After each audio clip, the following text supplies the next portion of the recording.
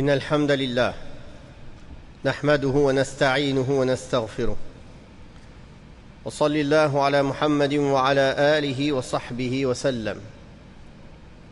Nous continuons l'explication de sourate Ali Imran.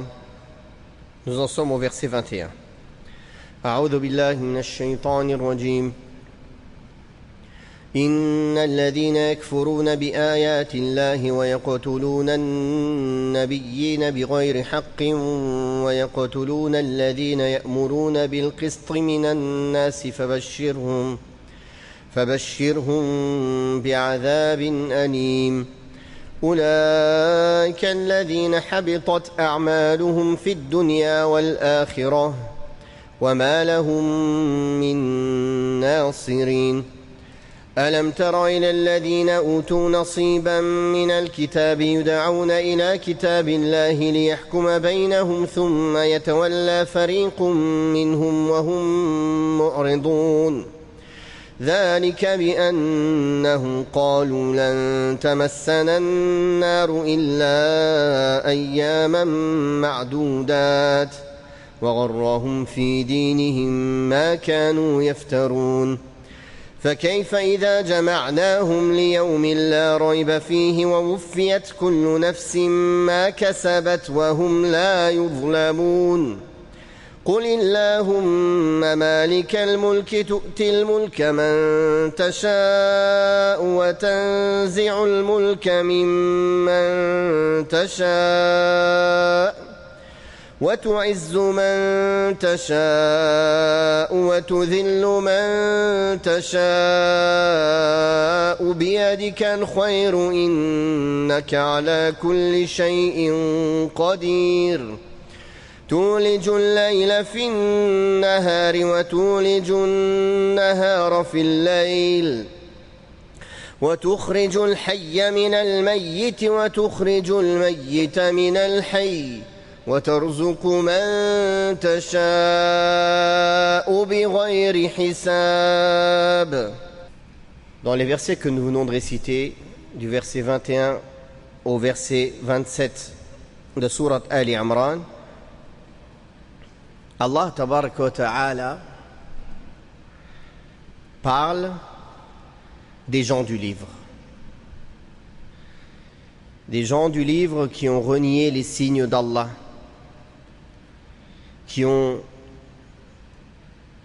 qui tuent indûment les prophètes et qui combattent et essayent de tuer ceux qui demandent aux hommes d'être justes. Allah Ta'ala dit dans le sens annonce-leur un terrible supplice. Voilà ceux dont les œuvres sont nulles et ont échoué dans ce bas monde et dans l'autre, et ils n'auront aucun secoureur et aucun allié. Ces gens dont Allah Tabaraka wa Ta'ala parle dans ces versets sont les plus criminels des gens. En effet, quel crime plus grave que de nier les signes d'Allah. Ayatillah, les signes d'Allah, cela peut être les signes cosmiques, universels, wal ayatu al-Qur'aniyya, aussi les versets du Coran, les signes textuels. Ceux qui nient les signes d'Allah, qui est un des plus grands crimes, qui montrent avec une évidence avérée la vérité, c'est-à-dire ces signes qu'Allah a envoyés pour montrer la vérité sans aucun doute que seuls les arrogants et les mécréants osent nier. Quel crime plus grave après cela que de combattre et tuer les prophètes? Effectivement, il a été rapporté que certains parmi les prophètes des Banu Israël ont été tués. Et ils ont même essayé de tuer le prophète Mohammed sallallahu alayhi wa sallam. Ils ont essayé de l'empoisonner, n'est-ce pas? Ils ont essayé de l'ensorceler. Ils se sont alliés avec les associates pour le tuer, pour le sortir de Médine.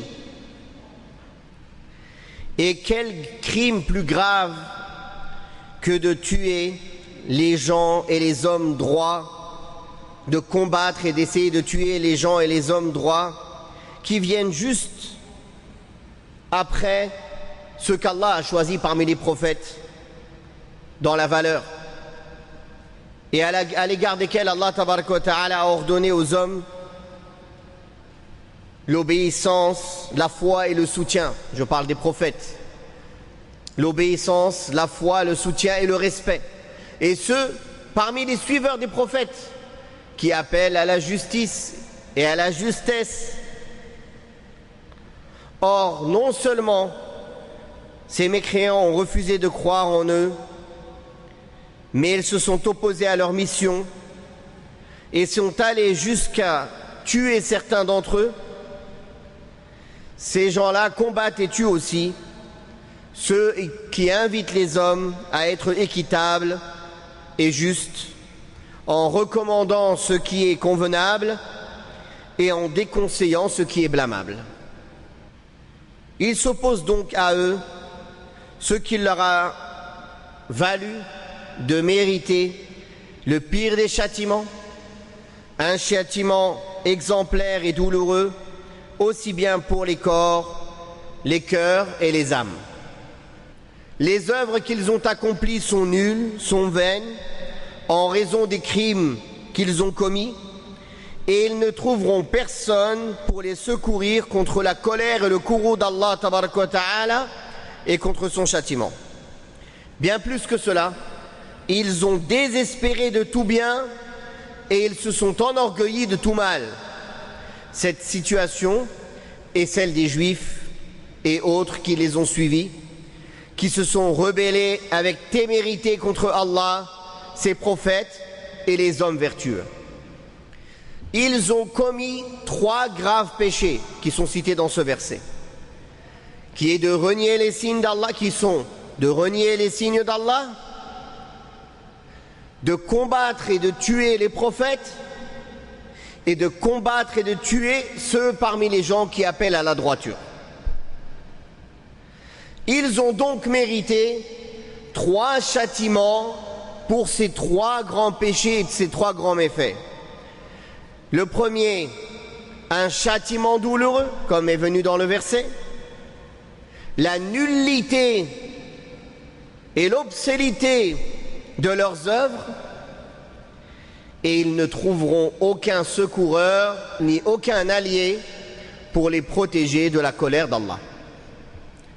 Allah tabaraka wa ta'ala continue à parler d'eux en disant, dans le verset 23, dans le sens de sa parole en français, « N'as-tu donc pas vu ceux qui ont reçu une partie du livre, quand ils sont invités au livre d'Allah, afin qu'il soit leur juge, mais voilà qu'un clan parmi eux refuse et s'en détourne. Ceci, car ils ont dit, le feu ne nous touchera que pendant un certain nombre de jours. C'est certes ce mensonge qui les abuse au sujet de leur religion. Que dire alors quand nous les aurons rassemblés en un jour à propos duquel il n'y a point de doute, lorsque toute âme sera rétribuée à la juste valeur de ses actions, et ils ne seront point lésés. » Donc du verset 23 au 25. Allah tabaraka wa ta'ala parle ici de la situation des gens des Écritures à qui il a fait la faveur de son livre, des livres révélés. Ce faisant, cette faveur aurait dû faire d'eux les plus dévoués à ces écritures et les plus stricts dans leur application. Or, Allah tabaraka wa ta'ala nous dit que lorsqu'ils sont appelés à se soumettre à l'arbitrage du livre saint, ils se dérobent et refusent de le faire. C'est là un acte qui mérite le plus grand des blâmes. Par ces versets, Allah tabaraka wa ta'ala nous met en garde contre le fait de suivre leur exemple et leur comportement au risque de mériter le même blâme et le même châtiment qu'eux. Bien plus, il est du devoir de chacun de nous, lorsqu'il est invité à se soumettre à l'arbitrage du Coran, d'écouter, d'obéir et de s'y soumettre. Comme Allah tabaraka wa ta'ala a dit dans Surat An-Nur, verset 51, إنما كان قول المؤمنين إذا دعوا إلى الله ورسوله ليحكم بينهم أن يقولوا سمعنا وأطعنا وأولئك هم المفلحون. La réponse des croyants lorsqu'ils sont appelés à Allah et à son messager afin qu'ils arbitrent entre eux est de dire: nous avons entendu et nous avons obéi. La raison qui a induit en erreur les gens des Écritures et les a amenés à commettre sans vergogne des péchés, c'est qu'ils ont prétendu que le feu de l'enfer ne les atteindra que durant quelques jours comptés. Et parce que les mensonges qu'ils ont proférés les ont illusionnés sur leur propre religion. Donc ils reconnaissent qu'ils vont aller en enfer. Ils reconnaissent qu'ils font des choses qu'Allah n'aime pas. Ils savent pertinemment qu'ils font ce qu'Allah déteste. Ils le savent. Mais ils disent: Nahnu abna'ullahi wa ahibba'uh. Nous sommes les fils d'Allah et ses bien-aimés. Nous sommes le peuple choisi. Ou pour les autres, le prophète s'est sacrifié pour nous. Eux, ils disent pas le prophète, ils disent le fils d'Allah. Donc, tout est permis. Faites ce que vous voulez. Les portes sont ouvertes au mal, il n'y a pas de problème. Ils ont forgé un mensonge pour se permettre de faire ce qui déplaît à Allah, et ils savent que ça déplaît à Allah. Mais ils disent: le feu ne nous touchera que quelques jours. C'est pas grave. S'ils savaient ce que c'est le feu de l'enfer, ne serait-ce qu'un instant.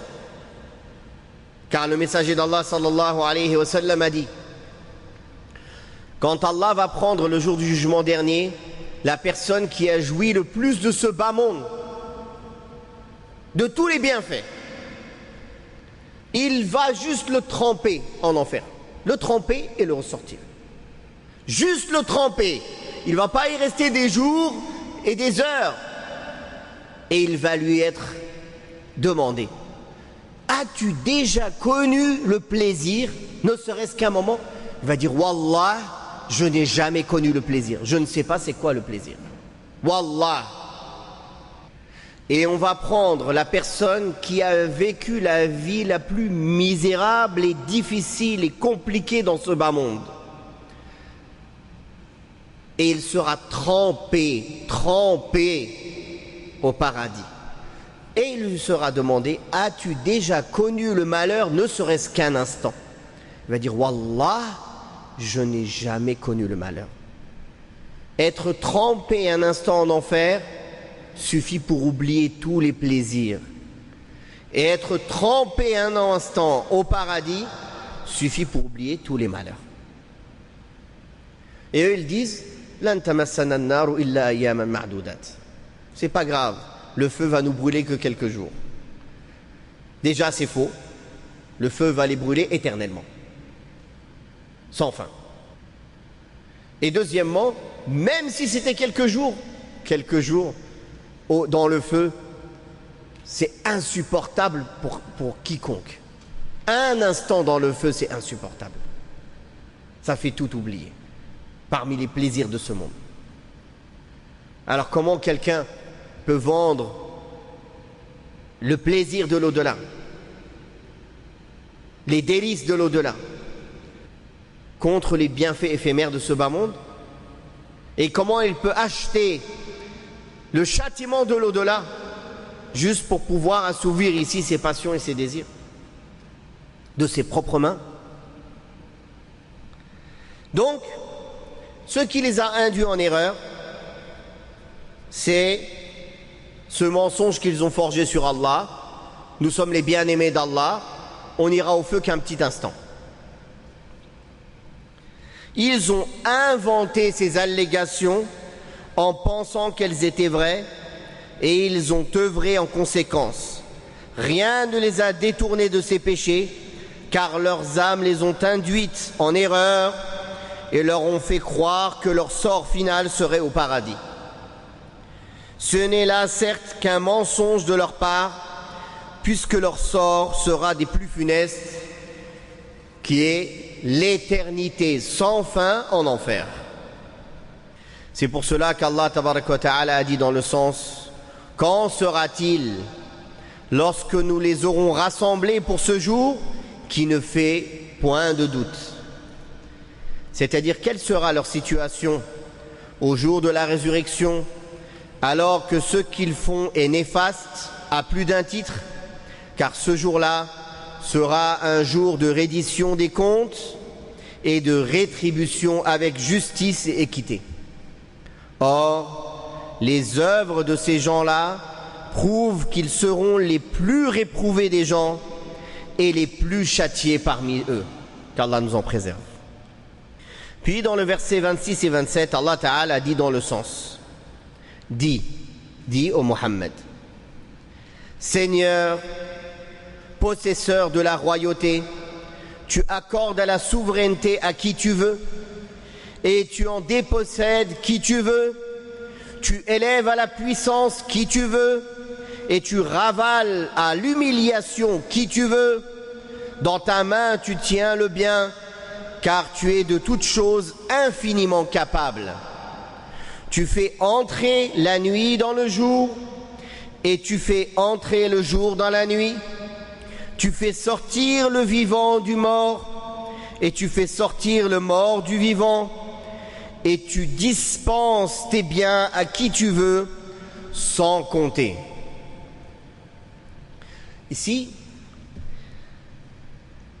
c'est une réponse aux chrétiens qui étaient venus débattre avec le prophète sallallahu alayhi wa sallam, qui attribuaient à Isa alayhi salatu wa salam des attributs de la divinité. Donc, Allah Ta'ala a dit au prophète sallallahu alayhi wa sallam: dis, expose les caractéristiques du Seigneur divin, du Seigneur absolu, que personne ne peut égaler. Dis, ô Muhammad, ô mon Dieu, le possesseur du royaume, c'est-à-dire le roi possesseur de tous les royaumes. La caractéristique de la royauté totale t'appartient à toi seul. Le royaume dans sa totalité, que ce soit dans le monde supérieur ou dans le monde inférieur, t'appartient à toi seul. La disposition de toute chose t'appartient à toi seul. Ensuite, Allah tabaraka wa ta'ala détailla certaines caractéristiques avec lesquelles se distingue le Créateur en disant: tu accordes le royaume ou la royauté à qui tu veux et tu le ravis à qui tu veux. Il y a là une allusion comme quoi Allah tabaraka wa ta'ala ravira le royaume des Romains et des Perses, des Césars et des Khosroès. Les Césars, c'était les rois des Romains, des Byzantins, Qaysar. Et les rois des Perses, Hiraql, ils étaient tous appelés Hiraql. En arabe, en français, ils disent Khosroès. C'était les rois des Perses. C'était les deux plus grandes puissances du monde. Les Perses et les Romains. Les Romains, comme vous savez, vous avez tous étudié en histoire, il y avait la Rome occidentale, la Rome orientale. Au début, c'était une seule Rome. C'est-à-dire toute l'Europe et l'Afrique du Nord, plus ceux qu'on connaît aujourd'hui de la Turquie, et ils avaient aussi une influence jusqu'au nord de l'Arabie, jusqu'à la Palestine, les pays du Cham et une partie du nord de l'Arabie. Même s'ils ne la dominaient pas, ils avaient une influence des tribus arabes qui étaient alliées à eux, aux Byzantins. Et les Perses. Les Perses qui avaient aussi un empire énorme. Et c'était toujours la guerre entre eux, entre les Perses et les Romains. Et les autres ethnies ou les autres contrées étaient soit alliés aux uns, soit alliés aux autres. Soit alliés aux uns, soit alliés aux autres. Chacun s'alliait au plus puissant. Et ici, Allah tabaraka wa ta'ala a donné une allusion, comme quoi il va faire tomber ces deux empires et leurs partisans, et qu'il donnera la royauté à la communauté de Mohammed sallallahu alayhi wa sallam, qu'ils les ont battus, qu'ils les ont soumis, et l'islam s'est répandu de l'extrême Orient à l'extrême Occident en très peu de temps, sans la technologie que l'on connaît aujourd'hui. Certes, l'obtention du pouvoir et de la royauté, ainsi que sa perte, dépendent de la volonté d'Allah seul. Cela ne contredit pas les causes mondaines, matérielles, profanes ou religieuses établies par Allah et qui déterminent l'obtention du pouvoir ou sa perte, car tout cela provient de la volonté d'Allah. Il n'y a aucune cause qui soit indépendante en soi, puisque toutes découlent de la décision d'Allah tabaraka wa ta'ala, de son déterminisme et de sa prédestination et de son décret. Parmi les causes qu'Allah a établies pour l'obtention de la souveraineté, du pouvoir, il y a avant tout la foi et les bonnes œuvres. Entre autres, l'union des musulmans et leur solidarité, leur préparation de tout ce qui est susceptible d'accroître leur essor et leur développement, ainsi que leur abandon de toute divergence, de toute division et de toute contestation. Celui qui étudie profondément les textes de l'islam, que ce soit les versets du Coran et les hadiths du prophète sallallahu alayhi wa sallam, vous voyez que c'est un fondement essentiel. L'attache à la foi, aux bonnes œuvres, et l'unité, l'attache au groupe des musulmans. Et des centaines de règles en islam ont été instaurées pour éviter la désunion et pour garder et renforcer la fraternité et l'union entre les musulmans. Allah tabaraka wa ta'ala a dit dans Surat An-Nur verset 55: وعد الله الذين آمنوا منكم وعملوا الصالحات ليستخلفنهم في الأرض كما استخلف الذين من قبلهم. Allah a promis à ceux qui ont cru parmi vous et accompli de bonnes œuvres qu'il leur donnera la prépondérance, le pouvoir sur la terre, comme il l'a donné à ceux qui les ont précédés. Ça, c'est une promesse d'Allah. Pour ceux qui concrétisent correctement la foi et les bonnes œuvres. Non pas l'image de la foi et des bonnes œuvres, non pas des actes vides d'âme, vides de profondeur, vides de foi, de certitude, de confiance en Allah. Allah tabaraka wa ta'ala nous informe donc que la foi et les bonnes œuvres sont la cause essentielle de l'obtention de la force du pouvoir. Il a dit aussi dans Surat Al-Anfal, verset 62: هو الذي أيدك بنصره وبالمؤمنين وألف بين قلوبهم. C'est lui qui t'a secouru par son assistance et par celle des croyants et qui a uni entre leurs cœurs. Et qui a uni entre leurs cœurs. Et dans le verset, Allah Ta'ala dit aussi: si tu avais dépensé ce qu'il y a sur la terre en entier, tu n'aurais pas pu unir entre leurs cœurs, mais c'est Allah qui a uni entre leurs cœurs. Par l'union de la foi, par l'alliance qui les lie à cause de la foi. Il a dit également dans Surat Al-Anfal, versets 45 et 46: Ya ayyuhalladhina amanu إذا لقيتم فئة فاثبتوا واذكروا الله كثيرا لعلكم تفلحون وأطيعوا الله ورسوله ولا تنازعوا فتفشلوا وتذهب ريحكم واصبروا إن الله مع الصابرين. Ô vous qui avez cru, quand vous rencontrez un groupe de mécréants au combat, soyez fermes et évoquez Allah constamment afin que vous obteniez la réussite et le salut. Et obéissez à Allah et à son messager et ne divergez pas entre vous, ne vous divisez pas au risque de faiblir et de perdre votre cohésion.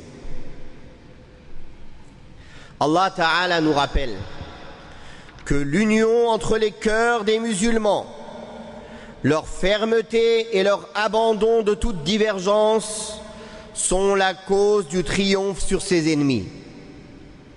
En effet, celui qui étudie l'histoire des nations musulmanes découvre que la cause principale de la perte de leur pouvoir est le manque d'attachement à la religion et les divisions qui les ont opposées les unes aux autres et qui ont permis à leurs ennemis d'avoir des visées sur leur territoire.